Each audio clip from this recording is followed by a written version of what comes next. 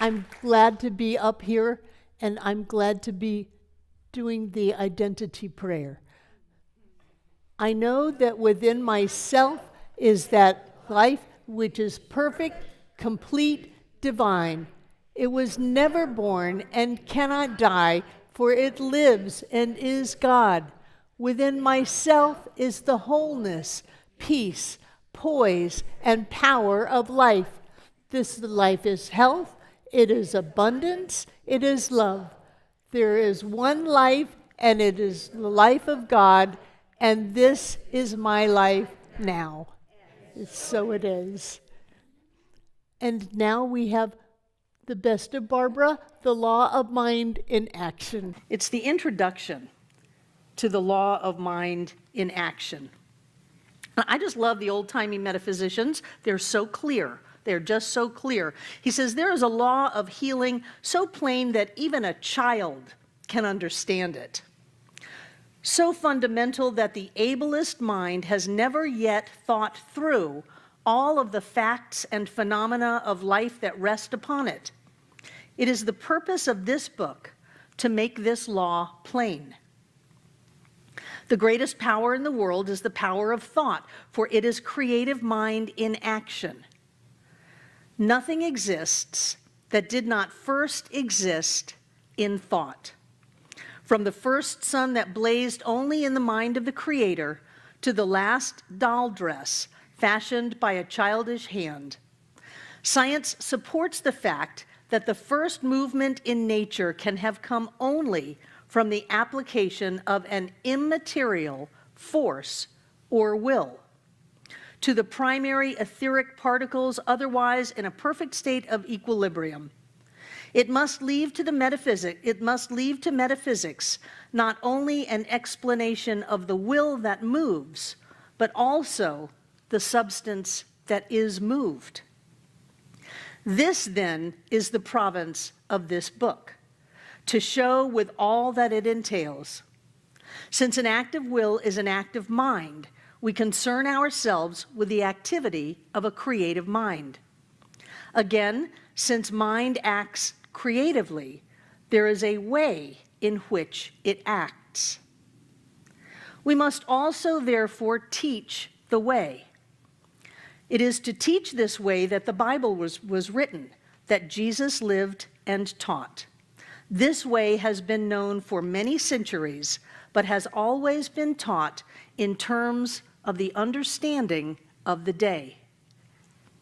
The great metaphysician taught largely in parables and oriental figures of speech, but he taught the way, and his followers were called the people of the way. We are the people of the way.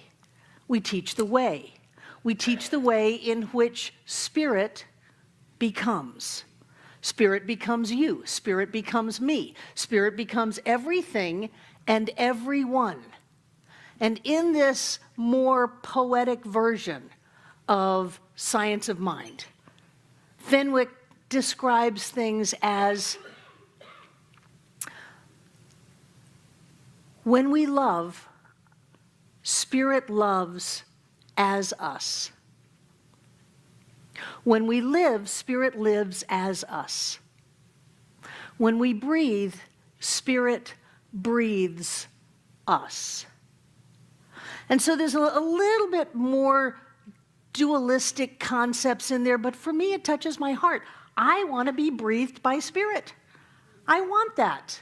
I want to be the action of spirit loving in the world as me. And I want to know that this is right here, that sometimes we take metaphysics and we put it all on our own backs and we've got to do it all ourselves, and we forget that our very nature has us lifted by the entire universe. That our very nature says that so many things are in the works to take care of things, to bless our experiences, to have only good come from this, to put our hand out and grab the coin out of the fish's mouth, to be able to have our needs met and to have things work out. We forget, because God forbid we should go into this dualistic idea of an outside God, because for me, that God, the kids in the room, they pretty much screwed me over. most of my childhood and my life. And I had this belief in this vindictive deity out there that was just out to get Barbara. And so I don't want to go there, but I don't want to lose that idea that I'm connected with all that is, I'm connected with everything that is, that my life has purpose and meaning. And that this movement of spirit in my life is something that will do something to me and for me.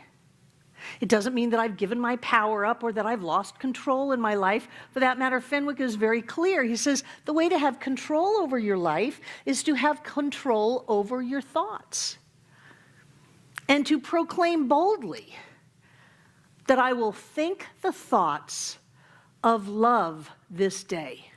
I will think the thoughts of faith this day. I will think the thoughts of trust this day.